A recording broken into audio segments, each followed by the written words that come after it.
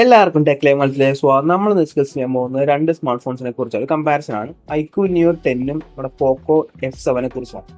So രണ്ട് smart phones almost 35,000 രൂപ price range വരുന്ന സ്മാർട്ട് ഫോൺസ് ആണ്.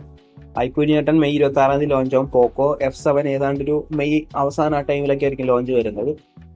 സോ നോക്കി ഇതിന്റെ സ്പെക്കിംഗ് ആണെങ്കിൽ നോക്കി എങ്ങനെയുണ്ടെന്ന്. First of all design wise നമ്മൾ നോക്കുവാണെങ്കിൽ ഐക്യു നിയോ 10 കാര്യം പറയുകയാണെങ്കിൽ ഓൾമോസ്റ്റ് സെയിം ഡിസൈൻ ആണ്. മീൻസ് നമ്മുടെ ഐക്യു 13, ഐക്യു നിയോ 10R പോലത്തെ സെയിം ഡിസൈനും കാര്യങ്ങളൊക്കെയാണ് വരുന്നത്. 8.1 mm ആണ് തിക്നെസ് വരുന്നത്. 206 ഗ്രാം വെയിറ്റ് വരുന്നുണ്ട്. മാറ്റ് പ്ലാസ്റ്റിക് ബാക്ക് ആണ്, പ്ലാസ്റ്റിക് ഫ്രെയിം, IP65 റേറ്റിംഗ് ആണ് വരുന്നത്. അതേസമയം പോക്കോ F7 ഇച്ചിരി പ്രീമിയം ആണ്. നമ്മുടെ പോക്കോ F6ന്റെ സെയിം ഡിസൈനും കാര്യങ്ങളൊക്കെയാണ് പുറകിൽ വരുന്നത്. 8 mm തിക്നെസ്, 219 ഗ്രാം വെയിറ്റ് വരുന്നുണ്ട്. പക്ഷെ ഇവിടെ ബിൽഡ് അടിപൊളിയാണ്. മാറ്റ് ഗ്ലാസ് ബാക്കും അലൂമിനിയം ഫ്രെയിമും IP68 റേറ്റിംഗ് വരുന്നുണ്ട്. സോ ബിൽഡ് ക്വാളിറ്റിയുടെ കാര്യത്തിൽ ഒരു കോമ്പറ്റീഷൻ ഇവിടെ വരാൻ പോകുന്നില്ല. പോക്കോ F7 ഈസ് വേ സുപ്പീരിയർ ആണ് വരുന്നത്. ഡിസ്പ്ലേ നമ്മൾ നോക്കുവാണെങ്കിൽ ഐക്യു നിയോ 10 നമുക്ക് 6.78 ഇഞ്ചിന്റെ ഒരു 1.5K 144 Hz 10-bit AMOLED പാനലാണ് വരുന്നത്.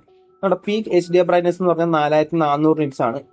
HDR10+ സപ്പോർട്ട് ചെയ്യുന്നുണ്ട്. 2160 Hz PWM ഡിമ്മിങ്ങും വരുന്നുണ്ട്. പിന്നെ in display finger print scanner വരുന്നുണ്ട്. സോ പിന്നെ പ്രൊട്ടക്ഷൻ ആയിരുന്നു പറഞ്ഞിട്ടില്ല.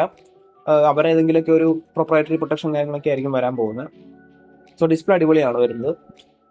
ഓഡിയോ എന്നുള്ള പറയുന്നത് ഡുവൽ സീരീസ് സ്പീക്കേഴ്സ് ആണ് വരുന്നത്. പ്രത്യേകിച്ച് ഹെഡ്ഫോണിന്റെ കാര്യങ്ങളൊന്നും വരുന്നില്ല. സോ മൾട്ടിമീഡിയ എക്സ്പീരിയൻസ് അത്യാവശ്യം നല്ല തന്നെയായിരിക്കും. പോക്കോ F7 ആണെങ്കിൽ നമുക്ക് 6.83 ഇഞ്ചിന്റെ ഒരു വലിയ ഡിസ്പ്ലേ ആണ് വരുന്നത്. 1.5K 120 Hz 12-bit AMOLED ആണ്. വൈഡർ ആയിട്ടുള്ള കളർ നമുക്ക് കിട്ടും ഡിസ്പ്ലേയിൽ. 3200 nits ആണ് പീക്ക് ബ്രൈറ്റ്നസ്. HDR10+ സപ്പോർട്ട് ചെയ്യുന്നുണ്ട്. ഡോൾബി വിഷനും സപ്പോർട്ട് ചെയ്യുന്നുണ്ട്. 3840 Hz PWM ഡിമ്മിങ് വരുന്നുണ്ട്. In display finger print scanner വരുന്നുണ്ട്. ഓഡിയോയുടെ കാര്യം നമ്മൾ നോക്കുവാണെങ്കിൽ dual stereo speakers, hi res audio support ചെയ്യുന്നുണ്ട്. സോ ആ ഡിസ്പ്ലേ ആയിട്ട് നമ്മൾ നോക്കുവാണെങ്കിൽ സ്ലൈറ്റ്ലി ബെറ്റർ സ്പെക്കിംഗ് ആണൊക്കെ വരുന്നത് പോക്കോടെയാണ്, അല്ലെങ്കിൽ പോക്കോടെയാണ് വരുന്നത്. അത്യാവശ്യം നല്ല മൾട്ടിമീഡിയ എക്സ്പീരിയൻസും കിട്ടുന്നുണ്ട്. ഡിസ്പ്ലേ ഇച്ചിരി ബെറ്റർ പോക്കോ എന്ന് വേണമെങ്കിൽ പറയാം. പക്ഷെ ഇച്ചിരി വലിയ ഡിസ്പ്ലേ ആണ്. സോ ചിലർക്ക് ഇഷ്ടപ്പെടാൻ, ചിലർക്ക് ഇഷ്ടപ്പെടാണ്ടിരിക്കാം. പെർഫോമൻസ് നമ്മൾ നോക്കുവാണെങ്കിൽ രണ്ടും സെയിം ചിപ്സെറ്റിലാണ് വരുന്നത്. സ്നാപ്ഡ്രാഗൺ 8S Gen 4 ആണ് വരുന്നത്. പിന്നെ ഐക്യു നിയോ 10 ഒരു അഡ്വാൻറ്റേജ് എന്ന് പറഞ്ഞാൽ അവിടെ ഒരു Q1 ചിപ്പ് വരുന്നുണ്ട് അവരുടെ തന്നെ. അത് നമ്മുടെ ഫ്രെയിം ജനറേഷൻ പിന്നെ അപ്സ്കെയിലിങ്ങിനൊക്കെയാണ് ചിപ്പ് വരുന്നത്. ബാക്കി എല്ലാ വെച്ച് നോക്കുകയാണെങ്കിൽ സെയിം ആണ്. ഐക്യു നിയോ 10 LPDDR5X റാമും UFS 4.1 സ്റ്റോറേജാണ് വരുന്നത്. പോക്കോ F7 ആണെങ്കിൽ same chipset, Snapdragon 8S Gen 4 LPDDR5X Ram, UFS 4.1 storage ആണ് വരുന്നത്. ആന്റിറ്റി സ്കോർ നമ്മൾ നോക്കുവാണെങ്കിൽ ഐക്യു നിയോ 10 20,41,505 ആണ് വരുന്നത്. CPU 4,77,787, GPU 8,66,462 ആണ്.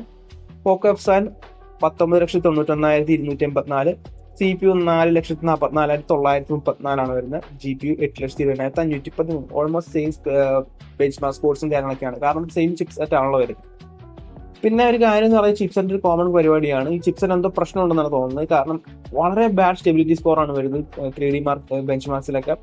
ഏതാണ്ട് 39% ഉള്ളൂ നമ്മുടെ ഐക്യു നിയോ 10 ബെഞ്ച് മാർക്സിൽ നമുക്ക് സ്റ്റെബിലിറ്റി സ്കോർ വരുന്നുള്ളൂ. അതേസമയം പോക്കോ F7 ആണെങ്കിൽ നിന്ന് പോവാണ്. മീൻസ് ഓവർ ഹീറ്റ് വാണിംഗ് അടിച്ച് നിന്ന് പോവാണ് ചെയ്യുന്നത്.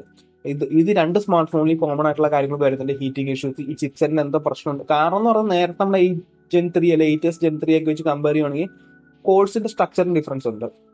ഇവിടെ നമുക്ക് എഫിഷ്യൻസി കോഴ്സ് എന്ന സാധനം ഇല്ല. ഫുൾ പ്രൈമും ഹൈ പെർഫോമൻസ് കോഴ്സും മാത്രമേ ഉള്ളൂ. അതുകൊണ്ടായിരിക്കാം ചിലപ്പോൾ ഈ ഹീറ്റിംഗ് ഇഷ്യൂസ് വരുന്നത്. സോ മാറ്റുവാണെങ്കിൽ ഇത്തിരി ഒപ്റ്റിമൈസ് ആക്കുവാണെങ്കിൽ ഇച്ചിരി ബെറ്റർ ആയിരിക്കും. പിന്നെ അത് ചൈനയിലാണ് ഈ കാര്യങ്ങളൊക്കെ ടെസ്റ്റ് ചെയ്തത്. കാരണം എന്ന് പറഞ്ഞാൽ ചൈനയിൽ തടപ്പാണ്. ഇന്ത്യയിൽ വരുമ്പോൾ ഇതിലും ബാഡ് ആകുമെന്ന് എനിക്കറിയത്തില്ല.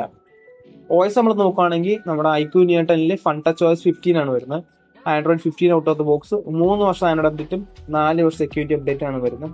നമ്മുടെ പോക്കോ F7 ആണെങ്കിൽ ഹൈപ്പർ OS 2.0 ആയിരിക്കും. Android 15 out of the box വരുന്ന സെയിം 3 വർഷം ആൻഡ്രോയിഡ് അപ്ഡേറ്റ്, 4 വർഷം സെക്യൂരിറ്റി അപ്ഡേറ്റ്. രണ്ടും നല്ല അത്യാവശ്യം ഒപ്റ്റിമൈസ്ഡ് ആയിട്ടുള്ള UI തന്നെയാണ് വരുന്നത്. രണ്ട് സ്മൂത്ത് ആയിട്ടുള്ളതാണ്. രണ്ടിലും അപ്ഡേറ്റ്സും കാര്യങ്ങളൊക്കെ വരുന്നുണ്ട്. രണ്ടും ഇച്ചിരി മെനക്കെട്ട് നമ്മൾ തന്നെ ഇൻസ്റ്റാൾ ചെയ്യേണ്ടി വരും. ക്യാമറ നമ്മൾ നോക്കുകയാണെങ്കിൽ ഓൾമോസ്റ്റ് സിമിലർ ആണ്. സെയിം സെൻസറും കാര്യങ്ങളൊക്കെയാണ് ഉപയോഗിക്കുന്നത്. നമ്മുടെ ഐക്യു നിയോ 10 കാര്യം പറയുകയാണെങ്കിൽ നമുക്ക് ഡുവൽ ക്യാമറ സെറ്റപ്പ് ആണ് പുറകിൽ വരുന്നത്. പ്രൈമറി നമുക്ക് ഒരു 50 മെഗാ പിക്സൽ f1.8 ആപ്പ് വരുന്ന സോണി ലിറ്റിയ 600 ആണ്. OIS സപ്പോർട്ട് ചെയ്യുന്നുണ്ട്. 4K 60 FPS, 8 mega f2.2 ultra wide, 1080p 30 FPS. Selfie 16 mega f2.5 selfie, 1080p 30 FPS. അതേസമയം പോക്കോ F7 ആണെങ്കിൽ സെയിം 50 മെഗാ പിക്സൽ f1.5 ആപ്പച്ചറിന്റെ സോണി LY8600 ആണ് വരുന്നത്. OS സപ്പോർട്ട് ചെയ്യുന്നുണ്ട്. 4K 60 FPS. സെക്കൻഡ് നമുക്ക് 8 mega pixel f2.2 ultra wide 1080p 30 FPS. Selfie 20 mega pixel f2.2 selfie 1080p 60 FPS. ഇപ്പോൾ camera വെച്ച് നോക്കുകയാണെങ്കിൽ സ്ലൈറ്റ്ലി ബെറ്റർ നമ്മുടെ പോക്കോ F7 വേണ്ടി കൊടുക്കാം. കാരണം എന്ന് പറഞ്ഞാൽ പ്രൈമറി സെൻസറിൽ ആപ്പച്ചർ ഇത്തിരി കൂടി വൈഡർ ആണ്. സോ അതുകൊണ്ട് തന്നെ ഇത്തിരി ലൈറ്റ് ഉള്ളിട്ട് കയറും. പിന്നെ സെൽഫി 20 മെഗാ പിക്സൽ ഉണ്ട്. പിന്നെ 1080p 60 FPS ആണ്. ക്യാമറ സ്ലൈറ്റ്ലി ബെറ്റർ പോക്കോ F7 ആണ്. ഇത് രണ്ടിലും അത്ര നല്ലൊരു ക്യാമറ അല്ല വെച്ചിരിക്കുന്നത്. ഒന്ന് LY86 ആണ്, ചെറിയ സെൻസറാണ്, 1/1.95 ഇഞ്ച് സെൻസറാണ്. ഡേ ടൈം ഷോട്ട്സ് ഒക്കെ വലിയ കുഴപ്പമുണ്ടാവില്ല. പക്ഷെ നൈറ്റ് ലൈറ്റൊക്കെ വരുമ്പോൾ അത്ര ഇംപ്രസീവ് അല്ല. രണ്ട് സ്മാർട്ട് ഫോൺസിലും 4K 60 FPS വീഡിയോ റെക്കോർഡ് ചെയ്യുമ്പോൾ EAS ജിറ്ററും കാര്യങ്ങളൊക്കെ വരുന്നുണ്ട്. സോ ഇതാണ് കോമൺ. വലിയ നിങ്ങൾക്ക് ക്യാമറ വേണ്ടവർക്ക് ഈ രണ്ട് സ്മാർട്ട് ഫോണിട്ട് പോകാണ്ടിരിക്കുകയാണ് നല്ലത്. അത്ര വലിയ ക്യാമറ ആയിട്ടൊന്നും പറയാനൊന്നും ഇല്ല ഇതിൽ. നെക്സ്റ്റ് ബാറ്ററി നമ്മൾ നോക്കുവാണെങ്കിൽ IQ Neo 10 നമുക്ക് 7000 mAh സിലിക്കൺ കാർബൺ ബാറ്ററിയാണ്. 120 വാട്ട് ചാർജർ ബോക്സിൽ കിട്ടും. സോ 0 to 100% ഒരു 33 മിനിറ്റ് ഉണ്ടാവും. പിന്നെ 10 വാട്ടിന്റെ റിവേഴ്സ് ചാർജിങ് വരുന്നുണ്ട്, റിവേഴ്സ് വയർഡ് ചാർജിങ് വരുന്നുണ്ട്. പിന്നെ ബൈപ്പാസ് ചാർജിങ് സപ്പോർട്ട് ചെയ്യുന്നുണ്ട്. അതേസമയം പോക്കോ F7 ആണെങ്കിൽ 7550 mAh ആണ് ചൈനയിൽ. പക്ഷെ ഇന്ത്യയിൽ വരുമ്പോൾ ഇത് കുറയാൻ സാധ്യതയുണ്ട്. നമുക്കറിയാലോ, ഇപ്പൊ ചൈനയിൽ വരുന്ന സെയിം സ്പെക്ക് ഒന്നും ഇന്ത്യയിൽ വരില്ല. ചിലപ്പോൾ 7000 mAh ഒക്കെ ആയിട്ട് കുറയാം.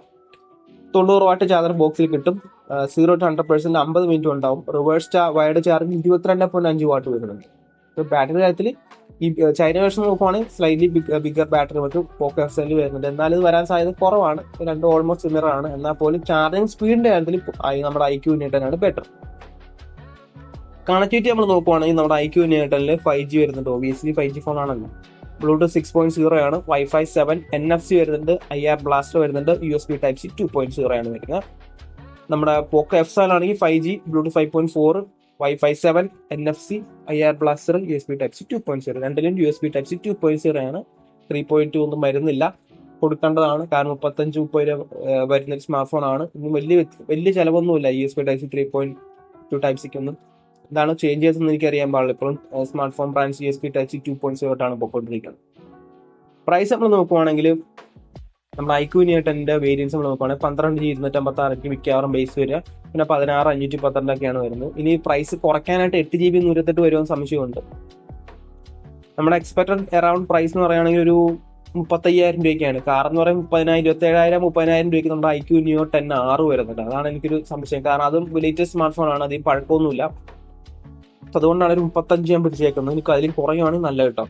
പിന്നെ പോക്കോ F7 ആണെങ്കിൽ ഇത്തിരി അഗ്രസീവ്ലി പ്രൈസിലാണ്. പോക്കോ F7 12GB 256, 16GB 512. പോക്കോ F7 ഓൾമോസ്റ്റ് 30,000 പ്രൈസ് തന്നെയാണ് മിക്കതും ലോഞ്ച് ആവുന്നത്. സോ അതുകൊണ്ട് തന്നെ ഞാനിവിടെ ഒരു എക്സ്പെക്ടഡ് പ്രൈസ് ഒരു 30,000 പ്രൈസ് റേഞ്ചിലായിരിക്കും മിക്കവാറും പോക്കോ F7 വരാൻ പോകുന്നത്. അങ്ങനെയാണ് ഈ പ്രൈസ് അഡ്വാൻറ്റേജ് നമുക്ക് പോക്കോ F7 പോകും. രണ്ടിന്റെ ബെനിഫിറ്റ്സ് നമ്മൾ പറയുവാണെങ്കിൽ നമ്മുടെ IQ Neo 10 നമുക്ക് Q1 കമ്പ്യൂട്ടിംഗ് ചിപ്പ് വരുന്നുണ്ട്. Better UI, slightly better UI നമുക്ക് നമ്മുടെ IQയിൽ വരുന്നുണ്ട്. പിന്നെ ഫാസ്റ്റർ ചാർജിങ് വരുന്നുണ്ട്. ഇതൊക്കെയാണ് അതിന്റെ ഒരു ബെനിഫിറ്റ് വരുന്നത്. അതേസമയം പോക്കോ F7 ആണെങ്കിൽ നമുക്ക് ബെറ്റർ ബിൽഡ് ആണ്. അലൂമിനിയം ഫ്രെയിം വരുന്നുണ്ട്, ഗ്ലാസ് ബാക്ക് ആണ് വരുന്നത്, IP68 റേറ്റിംഗ് വരുന്നുണ്ട്, ബെറ്റർ ഡിസ്പ്ലേ വരുന്നുണ്ട്, ചീപ്പറാണ്, സ്ലൈറ്റ്ലി ചീപ്പറാണ്. പിന്നെ ഇന്ത്യയിൽ വരുമ്പോഴേ അറിയാൻ പറ്റുള്ളത് വേറെ കാര്യം. പിന്നെ സ്ലൈറ്റ്ലി ബെറ്റർ ക്യാമറാസും വരുന്നുണ്ട്. സോ ഓവറോൾ വെച്ച് നോക്കുവാണെങ്കിൽ ബെറ്റർ ഒരു ഫോൺ രീതിയിൽ നമ്മുടെ പോക്കോ F7 ആണ് ഇച്ചിരി ബെറ്റർ എന്ന് വേണമെങ്കിൽ പറയാം. ഇപ്പൊ ചിലർക്ക് IQ ഇഷ്ടപ്പെടാത്ത, ചിലർക്ക് ഇച്ചിരി പെർഫോമൻസ് കാര്യത്തിൽ സ്ലൈറ്റ്ലി ബെറ്റർ ഒപ്റ്റിമൈസേഷൻ മിക്കവാറും പോക്കോ അല്ല IQ തന്നെ ആയിരിക്കും.